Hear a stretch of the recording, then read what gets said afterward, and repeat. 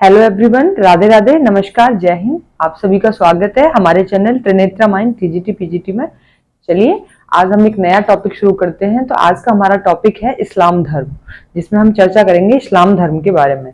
देखिए, इस्लाम धर्म जो है, इसके अगर प्रवर्तक की हम बात करते हैं तो जो इसके प्रवर्तक हैं वो है हजरत मोहम्मद साहब। कौन है इसके प्रवर्तक? इस्लाम धर्म के प्रवर्तक हैं हजरत मोहम्मद साहब। इनका जो जन्म हुआ था वो हुआ था 29 अक्टूबर 570 ईस्वी में मक्का में, सऊदी अरब में इनका जन्म हुआ था। और हजरत मोहम्मद साहब की अगर हम मृत्यु की बात करते हैं तो इनकी जो मृत्यु हुई थी ये हुई थी इनकी 8 जून 632 ईस्वी में इनकी मृत्यु हुई थी मदीना में, सऊदी अरब में। ठीक है, अब हम देखेंगे कि इनके परिवार की भी बातें कर लेते हैं कि इनके परिवार में कौन कौन सदस्य थे। इनकी माता जी, जो इनकी माँ का जो नाम था वो था अमीना खातून। इनकी माँ का नाम क्या था? अमीना खातून। और पिता थे अब्दुल्ला। और जो इनकी पत्नी थी वो विधवा थी, तो इन्होंने एक विधवा से इन्होंने शादी की थी, जिनका जो नाम था इनकी पत्नी का वो था खदीजा। और जो इनकी पुत्री थी वो उनका नाम था फातिमा। और जो पुत्री थी उसके जो हस्बैंड थे पुत्री फातिमा के, जो दामाद थे इनके हजरत मोहम्मद साहब के, तो उसका नाम था अली। आगे आप देखेंगे अली जो है इनके जो दामाद हैं, तो उसके भी 2 पुत्र थे, तो दोनों का नाम था हसन और हुसैन। ठीक है, ये 2 पुत्र थे जिनका नाम क्या था? हसन और हुसैन। अब आप देखेंगे इस्लाम धर्म में जो पुस्तकें थी, जो भी प्रमुख पुस्तकें थी, उन पर हम चर्चा करेंगे। तो पहली पुस्तक आप देखेंगे कुरान। जो कुरान है ये अरबी भाषा में इसको लिखा गया। इसमें 114 इसमें अध्याय हैं और आप देखेंगे 6500 तो इसमें आयत हैं। कितनी है? 6500। तो इसमें आप देखेंगे कुरान में 6500 आयत हैं। साथ ही आप देखेंगे इसे जो लिपिबद्ध किया गया, इसको लिपिबद्ध किया गया था 633 ईस्वी में, इसको लिपिबद्ध किया गया था कुरान को। आगे आप देखेंगे हदीस, जो कि एक पुस्तक है हदीस, जो कि कुरान की ही इसमें व्याख्या है हदीस में। तो इसमें क्या है? हदीस में इसमें कुरान में वर्णित आदेशों का पालन करने का तरीका बताया गया है। हदीस में क्या है? जो कुरान जो पुस्तक है, तो हदीस में बताया गया है कि कुरान में जो भी आदेशों का जो पालन हुआ है वो सब हदीस में बताया गया है। ठीक है, अगली आप पुस्तक देखेंगे इसमें शरीयत।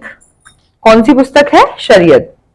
तो इसमें देखेंगे ये धार्मिक नियम कानून की पुस्तक है, जिसका जो स्रोत है कानून है और जिसका स्रोत जो है कुरान है। साथ ही आप देखेंगे कि जो शरीयत जो पुस्तक है, इसमें जो है बहुत सी पुस्तकों के बारे में इसमें बहुत सी व्याख्याएं इसमें वर्णित हैं। साथ ही आप देखेंगे हिजरी संवत। तो हिजरी संवत में आप देखेंगे कि 16 जुलाई 622 ईस्वी को जो है मोहम्मद साहब, हजरत मोहम्मद साहब यात्रा पर निकले थे, जिसमें हजरत मोहम्मद साहब ने मक्का को छोड़कर मदीना में गए वो। तो इसी को क्या बोला गया था? हिजरत यात्रा बोला गया। और इसी दिन को हिजरी संवत का पहला दिन इससे यहाँ से ही प्रारंभ माना जाता है। किससे? जब इन्होंने शुरुआत की थी, जहां से हिजरी संवत में जो इन्होंने शुरुआत की मक्का से मदीना जाने में, तो इसी को बोला गया था हिजरी संवत, इस दिन को ही। ठीक है, तो अब ये जो थी ये कुछ इसमें प्रमुख पुस्तकें थी जिन पर हमने आपसे चर्चा की। आगे आप देखेंगे कि इस्लाम धर्म को जो है 2 भागों में विभाजित भी किया गया, जिसमें आप देखेंगे 2 रूप में विभाजित हुआ, सिया और सुन्नी। 2 भागों में हुआ। सिया के जो सिया में देखेंगे कि सिया का अर्थ क्या है? तो जो सिया का जो अर्थ है वो है अली का दल। तो आप देखेंगे कि सिया संप्रदाय के जो अनुयायी थे, उनका ऐसा मानना था कि वे लोग जो थे हजरत मोहम्मद साहब की मृत्यु के पश्चात अली को जो है वो खलीफा मानते थे और उसी को जो कि हजरत मोहम्मद साहब का उसी को उत्तराधिकारी मानते थे वो लोग। कौन लोग? सिया संप्रदाय के लोग। साथ ही आप देखेंगे कि इसी में यह भी बताया गया कि जो अली के जो 2 पुत्र थे हसन और हुसैन, उनकी जो है कुछ धोखे से मृत्यु की गई थी। कहां पर उनकी मृत्यु की गई थी? करबला में उनकी हत्या कर दी गई।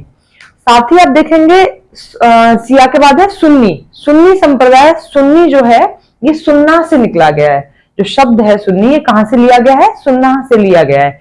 जिसमें सुन्नी संप्रदाय के जो लोग हैं उनका ऐसा मानना है कि अली को वो लोग जो है हजरत मोहम्मद साहब का उत्तराधिकारी नहीं मानते थे। साथ ही आप देखेंगे कि ये लोग मानते थे कि मोहम्मद साहब के जो संदेश हैं वो अल्लाह से मिलते जुलते हैं। उनका ऐसा मानना था कि अल्लाह से मिले हैं, वो कुरान में है। और इस संप्रदाय में क्या था कि इस संप्रदाय में धार्मिक कट्टरता अधिक पाई गई। किसमें? सुन्नी संप्रदाय में। धार्मिक कट्टरता की अगर हम बात करते हैं, सुन्नी में पाई गई कि सिया में? तो यहां से भी क्वेश्चन बन जाता है कि अगर आप ऐसे क्वेश्चन बनेगा यहाँ पे कि कौन सा संप्रदाय है इस्लाम धर्म में जिस जो कि धार्मिक कट्टरता जिसमें पाई गई, तो आप बताएंगे सुन्नी में।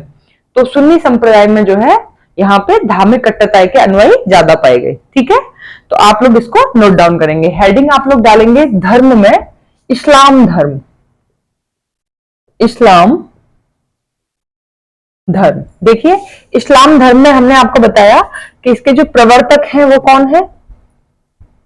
प्रवर्तक हैं हजरत मोहम्मद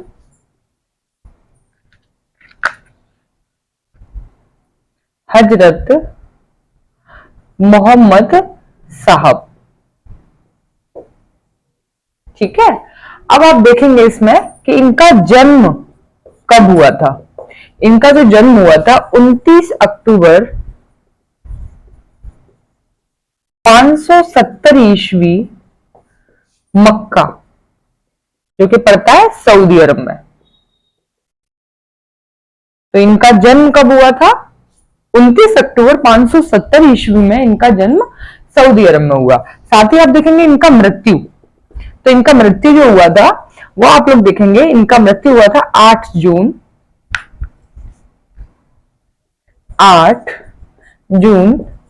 632 ईस्वी में मदीना में, जो कि है सऊदी अरब में।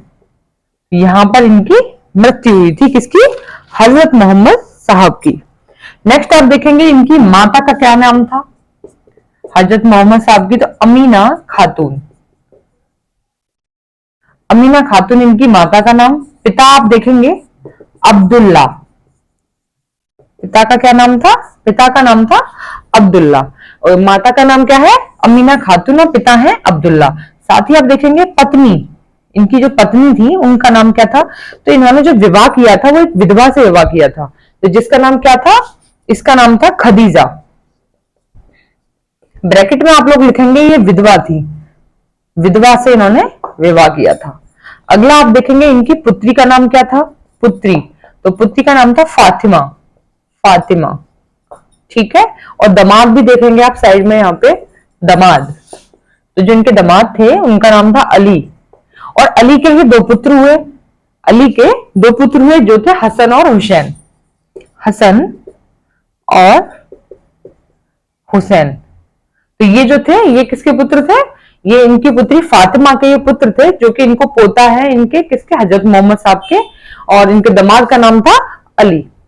तो ये तो हमने आपको बताया इस्लाम धर्म में जो हजरत मोहम्मद साहब है उनकी जन्म कब हुई, उनका मृत्यु कब हुआ, जो भी उनका इंट्रो था वो हमने आपको यहाँ पे क्लियर किया। अगला आप देखेंगे इस्लाम धर्म की जो प्रमुख जो पुस्तकें हैं, तो सबसे पहले आप लोग डालेंगे हेडिंग कुरान। कुरान, अब देखिए कुरान में जो है 114 जो है अध्याय हैं। कितने हैं? 114 इसमें अध्याय हैं। साथ ही आप देखेंगे इसमें 6500 इसमें आयत है। कितनी है? 6500 कुरान में आयत है। भाषा की अगर हम बात करें तो इसकी जो भाषा है वो अरबी भाषा है। कैसी है? अरबी। साथ ही आप लोग देखेंगे कि कुरान में जो है इसका जो समय जो इसका निर्धारित हुआ वो था 600 इसका 33 ईस्वी इसका टाइम पीरियड बताया गया है। समय जो लिपिबद्ध की गई जिस समय ये पुस्तक, तो आप लिखेंगे उसमें 633 ईस्वी।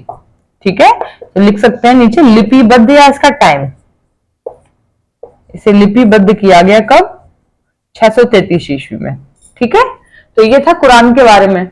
अब आप देखेंगे हदीस, तो जो हदीस है ये कुरान की जो हदीस के बारे में आप देखेंगे कि जो हदीस है ये कुरान की जो व्याख्या हुई है वो हदीस में ही है। ठीक है, कुरान की व्याख्या किसमें हुई है? हदीस में। कुरान में वर्णित आदेशों का पालन करने का जो तरीका है वो हदीस पुस्तक में ही वर्णित है। तो आप लोग पहले हेडिंग डालेंगे हदीस।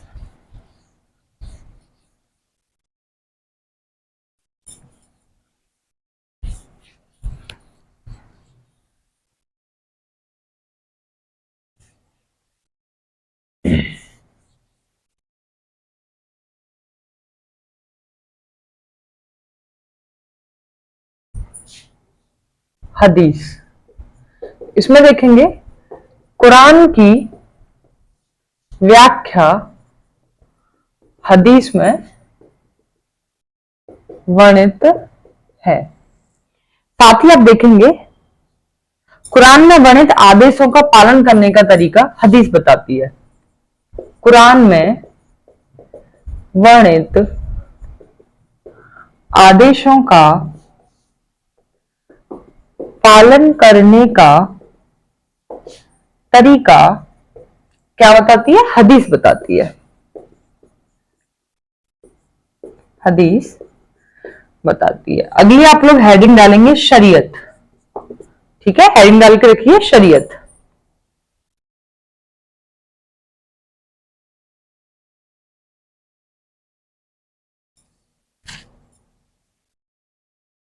देखिए शरीयत जो है ये धार्मिक नियम कानून की पुस्तक है, जो कि ये जो है जिसका स्रोत जो है कुरान है। क्या है? जिसका स्रोत क्या है? जिसका स्रोत कुरान है। साथ ही आप देखेंगे हिजरी संवत। तो हेडिंग डालेंगे आप लोग हिजरी संवत। तो इसमें देखेंगे हिजरी संवत में 16 जुलाई 622 ईस्वी को हजरत मोहम्मद साहब ने मक्का को छोड़कर मदीना में चले गए। तो इसी को क्या बोला गया? इसी दिन को हिजरी संवत का प्रारंभ माना जाता है। ठीक है, इसी दिन क्या माना जाता है? हिजरी संवत का प्रारंभ माना जाता है। साथ ही यही यात्रा जो है हिजरत कही जाती है। तो देखिए लिखेंगे आप लोग कि 16 जुलाई 622 ईस्वी को मोहम्मद साहब ने मक्का को छोड़कर मदीना चले गए। इसी यात्रा को हिजरत कहा गया, हिजरत कहा जाता है। आगे देखेंगे इसी दिन हिजरी संवत का प्रारंभ माना जाता है। यहां तक क्लियर है? इसी दिन हिजरी संवत का जो है प्रारंभ माना जाता है। देखिए हिजरी संवत में जो है महीनों की अगर हम बात करें तो 12 महीने इसमें बताए गए हैं। वर्ष के कुल दिन इसमें बताए गए हैं 354 दिन। ठीक है, साथ ही आप देखेंगे महीनों की जो शुरुआत है, इसमें महीनों की जो शुरुआत है उसमें मुहर्रम उल हराम के नाम से हुई है। और इस्लाम धर्म में फिर हम बात करेंगे विभाजन की। देखिए इस्लाम धर्म का जो विभाजन हुआ 2 रूपों में हुआ, शिया और सुन्नी रूप में। तो आप यहां पर लिखेंगे इस्लाम धर्म का विभाजन। इस्लाम धर्म का विभाजन 2 रूपों में हुआ। पहला आप लोग देखेंगे शिया और दूसरा है सुन्नी। अब आप देखेंगे शिया का अर्थ क्या है? शिया का अर्थ क्या है? तो शिया का जो अर्थ है वो है अली का दल। क्या अर्थ है शिया का? शिया का अर्थ है अली का दल। साथ ही आप देखेंगे सुन्नी। सुन्नी जो ये शब्द है इसको किससे लिया गया है? सुन्ना से। सुन्ना किससे लिया गया है? इसको सुन्ना से लिया गया है। तो आप लोग इसे नोट डाउन करेंगे और हम आपको बताएंगे कि शिया जो है इसके इसमें जो भी बिंदु है उन पर चर्चा करेंगे। इस संप्रदाय के लोगों का क्या मानना था और सुन्नी संप्रदाय के लोगों का क्या मानना था। तो आप लोग पहले जो भी पुस्तकें हैं इस्लाम धर्म की इनको नोट कीजिए।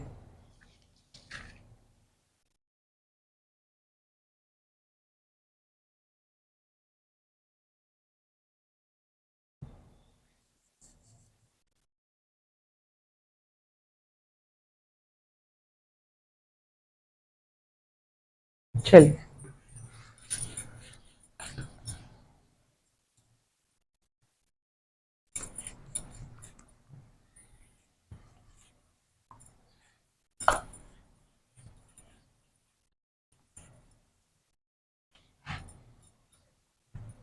अब आप देखेंगे सबसे ज्यादा हम बात करेंगे शिया संप्रदाय की।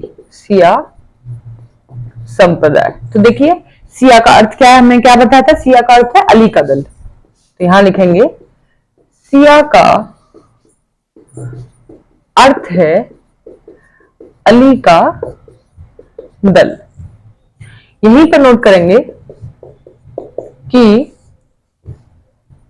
शिया संप्रदाय के लोग हजरत मोहम्मद साहब की मृत्यु के पश्चात अली को खलीफा मानते थे। क्या मानते थे? हजरत मोहम्मद साहब की मृत्यु के पश्चात अली को जो है खलीफा मानते थे, जो कि अली जो है हजरत मोहम्मद साहब का दामाद था। साथ ही आप देखेंगे कि अली को खलीफा मानते थे और अली को ही मोहम्मद साहब का उत्तराधिकारी मानते थे। क्या मानते थे? अली को ही मोहम्मद साहब का उत्तराधिकारी मानते थे। साथ ही आप देखेंगे अली के पुत्र हसन और हुसैन दोनों की धोखे से करबला में हत्या कर दी गई। करबला में हत्या कर दी गई। ठीक है, तो फिर उत्तराधिकारी के लिए कौन बचा? उत्तराधिकारी के लिए बचा फिर अली, क्योंकि उसके दोनों पुत्रों की भी हत्या कर दी गई और मोहम्मद साहब का स्वयं का कोई पुत्र था नहीं, उनकी सिर्फ पुत्री थी, तो उनके दामाद को ही मोहम्मद साहब का जो है उत्तराधिकारी बनाया गया। ठीक है, तो ये था शिया संप्रदाय का। अब आप देखेंगे सुन्नी संप्रदाय। तो सुन्नी संप्रदाय में हमने आपको क्या बताया था? सुन्नी का मतलब है, जो सुन्नी जो शब्द है ये कहां से लिया गया है? सुन्नी जो शब्द लिया गया है ये लिया गया है सुन्नाह से। ठीक है, और जो सुन्नी जो संप्रदाय के जो लोग हैं वो लोग जो है उत्तराधिकारी अली को नहीं मानते थे। किसको नहीं मानते थे? अली को नहीं मानते थे। साथ ही आप देखेंगे कि जो सुन्नी संप्रदाय के जो लोग थे, ये लोग जो थे ये हजरत मोहम्मद साहब के जो भी शब्द थे, हजरत मोहम्मद साहब के जो भी संदेश थे, वो लोग मानते कि ये सब जो है अल्लाह से मिले हैं। किससे मिले हैं? ये सब लोग, ये जो संदेश हैं जो हजरत मोहम्मद साहब ने दिए अल्लाह से मिले हैं। साथ ही उन लोगों का जो है ये भी मानना था, वो धार्मिक कट्टरता के प्रति उनकी आस्था थी। तो जो सुन्नी संप्रदाय के लोग हैं धार्मिक कट्टरता के प्रति इनकी आस्था थी। तो अगर एग्जाम में पूछा जाएगा तो आप लोग क्या बताएंगे कि सुन्नी संप्रदाय के लोगों की धार्मिक कट्टरता के प्रति बहुत इनकी आस्था थी।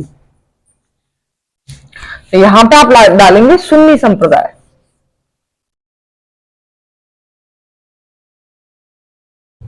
देखिए सुन्नी संप्रदाय, देखिए तो यहां लिखेंगे सुन्नी शब्द सुन्नाह से लिया गया है। आगे देखेंगे सुन्नी संप्रदाय के लोग अली को मोहम्मद साहब का उत्तराधिकारी नहीं मानते थे। उनका मानना था कि मोहम्मद साहब के जो संदेश हैं वो अल्लाह से मिले हैं। किससे मिले हैं? अल्लाह से मिले हैं। साथ ही आप देखेंगे सुन्नी संप्रदाय के लोग धार्मिक कट्टरता के थे। ठीक है, यहाँ तक क्लियर है? हमने आपको बताया सुन्नी और संप्रदाय में, दोनों संप्रदायों में डिफरेंस बताया, जो भी यहाँ पे इंपॉर्टेंट बिंदु था उनको भी क्लियर किया। ठीक है, यहाँ तक क्लियर है? नेक्स्ट आप लोग डालेंगे इस्लाम धर्म के प्रमुख त्योहार, जिसमें आप देखेंगे ईद उल जुहा, जिसको बकरीद भी बोलते हैं मुस्लिम संप्रदाय में। साथ ही आप देखेंगे जो मुस्लिम धर्म के लोग हैं और भी जैसे फेस्टिवल है, जैसे कि ईद उल फितर है, इसको भी मनाते हैं। और इसमें होता है ईद उल मलीद मशनवी। तो उनके बहुत से ऐसे त्योहार जो मनाए जाते हैं, तो हम उन पर बारी बारी से चर्चा करेंगे। तो आप लोग पहले इसको क्लियर करेंगे, उसके बाद हम लोग देखेंगे आगे इस्लाम धर्म के प्रमुख त्योहार। तो उसको नोट डाउन कीजिए और हेडिंग डालिए इस्लाम धर्म के प्रमुख त्योहार।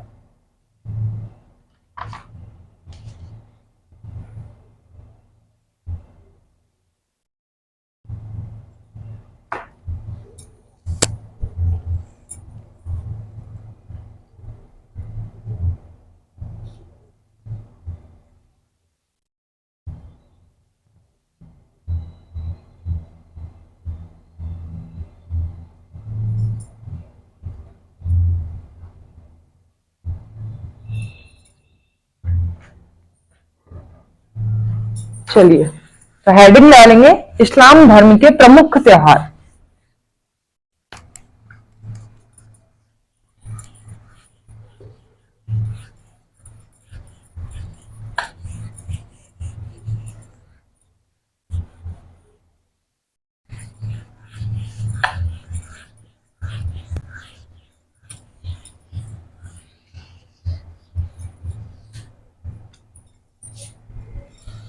इस्लाम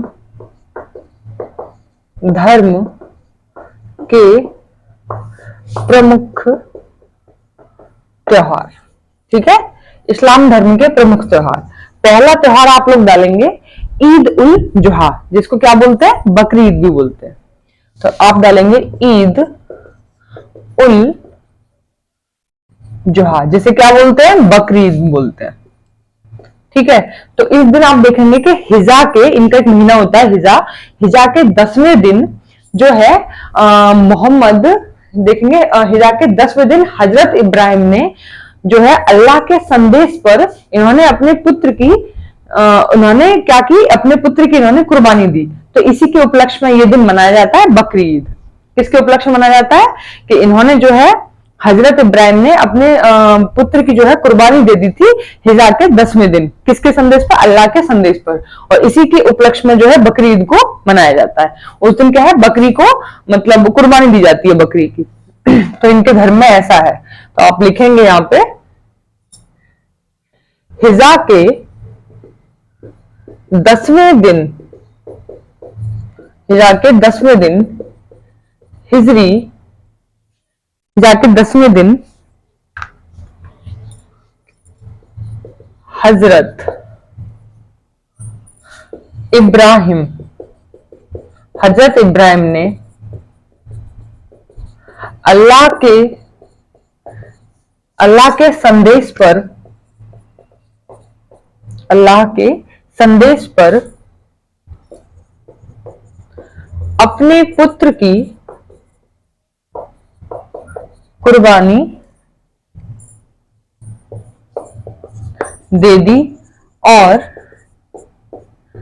इसी के उपलक्ष्य में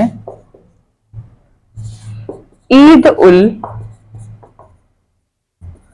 जुहा को मनाया जाता है। नेक्स्ट आप डालेंगे इनका अगला त्योहार ईद उल फितर। मुस्लिम धर्म में अगला त्योहार का हेडिंग डालेंगे ईद उल फितर। देखिए इस दिन क्या होता है? इस दिन जो है रमजान महीने में चांद को देखकर यह त्योहार जो है मनाया जाता है। क्या होता है? चांद को देखकर यह त्योहार मनाया जाता है। किसमें? रमजान के महीने में, ईद उल फितर। तो इसमें डालेंगे रमजान के महीने में चांद को देखकर यह त्योहार मनाया जाता है। क्यों मनाया जाता है ईद उल फितर को? रमजान महीने में ये लोग चांद को देखकर अपने व्रत को तोड़ते हैं, तो ये त्योहार जो है मनाया जाता है ईद उल फितर। ईद उल जुहा में हमने आपको बताया कि इस दिन जो है हजरत इब्राहिम ने अपने पुत्र की जो है कुर्बानी दी थी अल्लाह के संदेश पर, तो उसके उपलक्ष्य में ये इनका त्योहार मनाया जाता है ईद उल जुहा, जिसको बकरीद भी बोलते हैं। नेक्स्ट आप लोग डालेंगे ईद उल मलीद उल नबी, हेडिंग डालेंगे ईद उल मलीद उल नबी।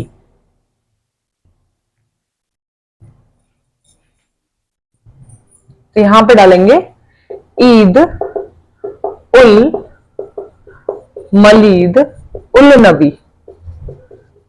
तो देखिए ये त्योहार क्यों मनाया जाता है मुस्लिम धर्म में? तो इस त्योहार को इसलिए मनाया जाता है, इस दिन जो है मोहम्मद साहब के जन्म दिवस के उपलक्ष्य में इस त्योहार को मनाया जाता है। तो यहां डालेंगे मोहम्मद साहब के जन्म दिवस के उपलक्ष्य में इस त्योहार को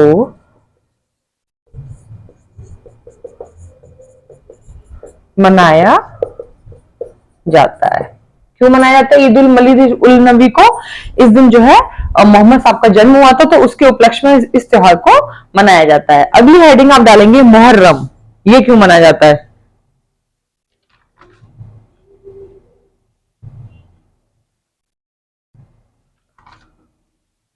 देखिए मुहर्रम आपने सुनाई है, तो मुहर्रम जो इनका त्योहार है, इस दिन जो है सिया संप्रदाय के लोग इसे शोक के रूप में मनाते हैं। क्यों मनाते हैं शोक के रूप में? क्योंकि इस दिन जो है अली के पुत्र हसन और हुसैन, इन दोनों की जो है धोखे से हत्या कर दी गई थी, तो उसी के उसी में शोक के रूप में इसको मनाया जाता है। तो ये त्योहार कब मनाया जाता है? अली जो है किसके किसके दामाद थे? ये थे मोहम्मद साहब के दामाद, तो उनके पुत्र थे दो, हसन और हुसैन, तो उनकी जो धोखे से मृत्यु कर दी गई थी, उनकी हत्या कर दी गई थी, तो उसी के उपलक्ष्य में इस त्योहार को मनाया जाता है शोक के रूप में। तो सिया संप्रदाय के लोग इसको शोक के रूप में मनाते हैं। तो आप डालेंगे ईद उल नहीं, मुहर्रम।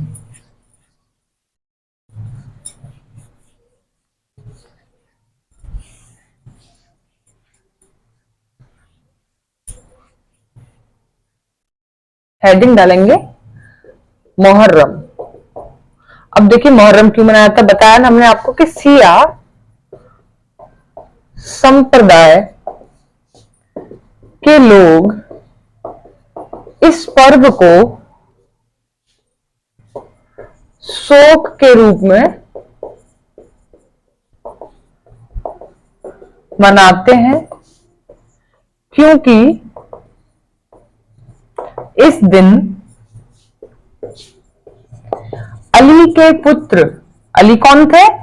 अली जो था ये था अली, ये था मोहम्मद साहब का दामाद, तो अली के पुत्र हसन और हुसैन की धोखे से हुई मृत्यु, धोखे से हुई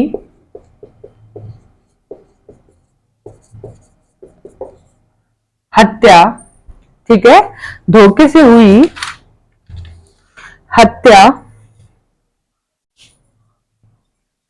या यहां पे लिखेंगे धोखे से हुई हत्या और उनके शहीद होने के उपलक्ष्य में, और उनके शहीद होने के उपलक्ष्य में से मनाया जाता है, उपलक्ष्य में मनाया जाता है। ठीक है, किसके? अली के पुत्र हसन और हुसैन के शहीद होने के उपलक्ष्य में मुहर्रम को मनाया जाता है। अगली आप हेडिंग डालेंगे शब्बे बरात। तो हेडिंग डाल के रखिए शब्बे बरात।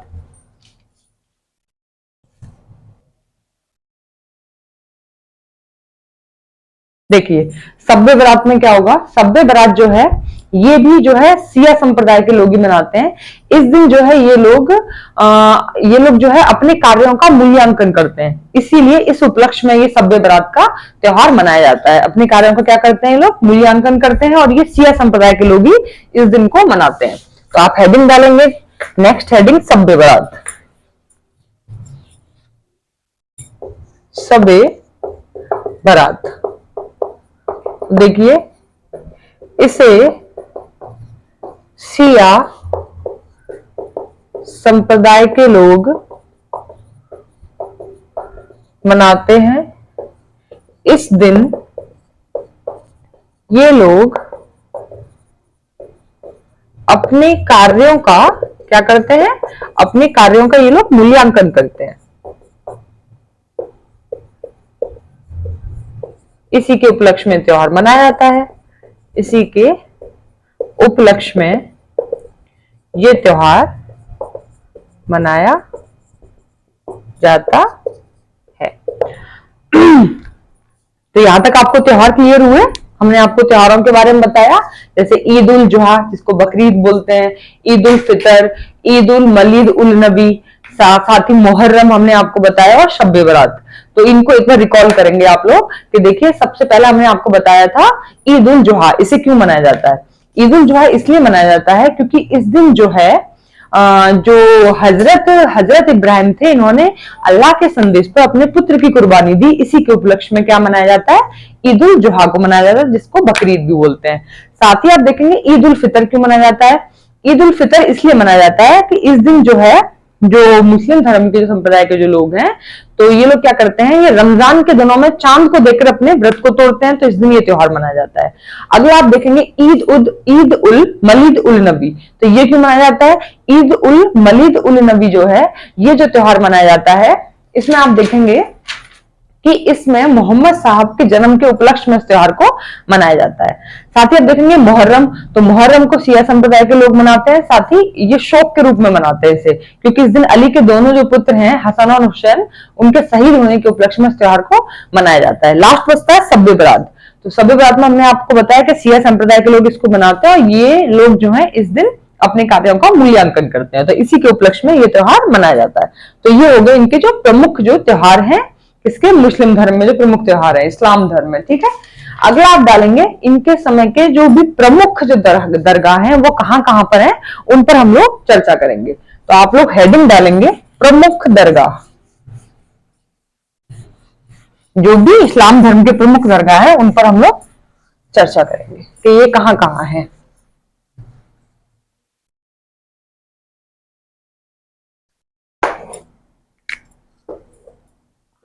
प्रमुख दरगाह। ठीक है, हेडिंग डालिए प्रमुख दरगाह।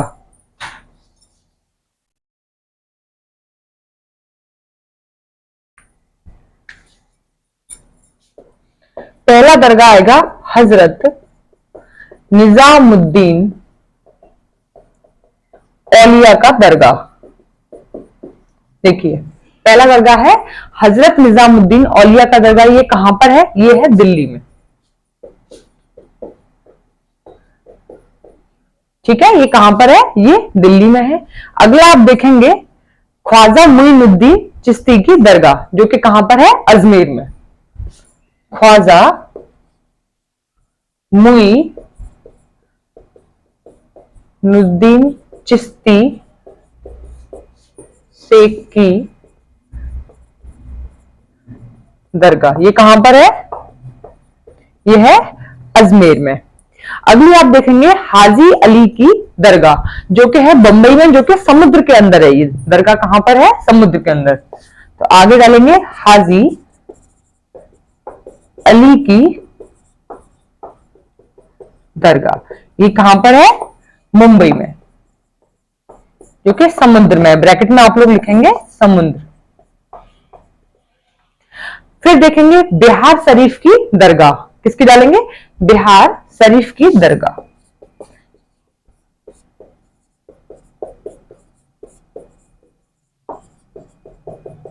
जो कि है पटना में। कहां है? पटना में। फिर आती है देवा शरीफ। देवा शरीफ की दरगाह है बाराबंकी में। देवा शरीफ बाराबंकी में। देवा शरीफ की कहां है? बाराबंकी में। इसी में आप देखेंगे हजरत बल की दरगाह। अगली डालेंगे हजरत बल की दरगाह। ये कहां पर है? श्रीनगर। श्रीनगर। अगली डालेंगे ऋषि बाबा की दरगाह, ऋषि बाबा की दरगाह, ये कहाँ है? ये भी श्रीनगर में है। ये दोनों दरगाह, एक तो हजरत बल की दरगाह और ऋषि बाबा की दरगाह, दोनों श्रीनगर में पड़ती हैं। ठीक है, अगला आप डालेंगे गुलबर्गा की दरगाह, तो यहां पे डालेंगे गुलबर्गा की दरगाह, जो कि है कर्नाटक में।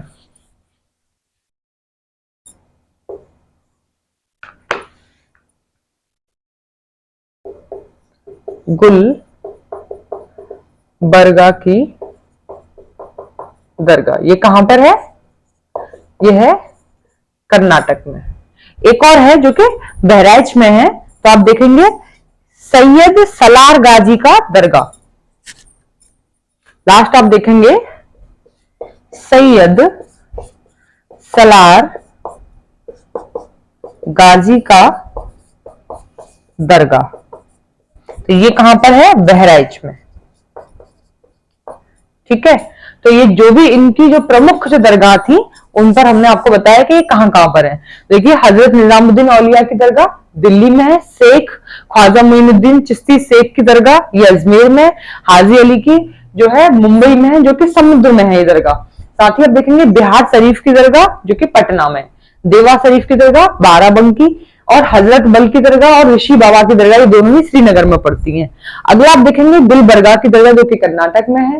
साथ ही आप देखेंगे सैयद सलार गाजी की दरगाह, ये जो है ये पड़ती है बहराइच में। तो यहां तक आपको क्लियर है। तो आज हमने इस्लाम धर्म से रिलेटेड जितने भी इंपॉर्टेंट महत्वपूर्ण बिंदु थे वो सब हमने आपको क्लियर किए। ठीक है, आज के लिए इजाजत दीजिए, कल फिर मिलते हैं एक नए धर्म के साथ। तो कल हम आपको जो शुरुआत करवाएंगे वो कराएंगे पारसी धर्म की। तो अगली क्लास हमारी होगी पारसी धर्म की। आज के लिए इजाजत दीजिए, कल फिर मिलते हैं। राधे राधे, नमस्कार, जय हिंद।